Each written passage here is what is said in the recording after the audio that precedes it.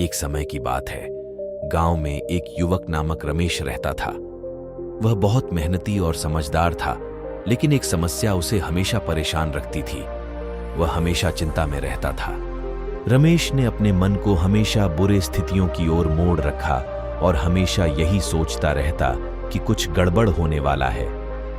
उसकी चिंता ने उसके साथ हर क्षण रहती थी, जिसके कारण वह कभी भी खुश नहीं था। एक दिन गांव में एक साधु आए। रमेश ने साधु से मिलकर अपनी समस्या बांटी।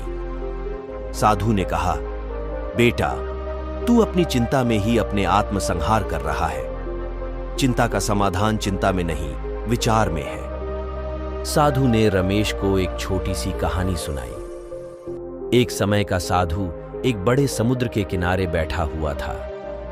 उसने एक छोटे से पत्थर को उठाकर देखा और पूछा, तू समुद्र को कैसे छू सकता है?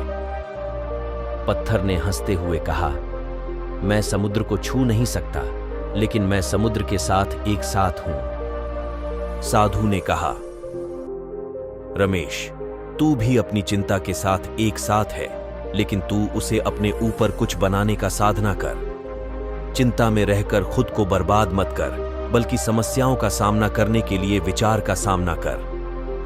रमेश ने साधु की बातों को सुनकर अपनी चिंता को कंट्रोल करने का प्रयास किया।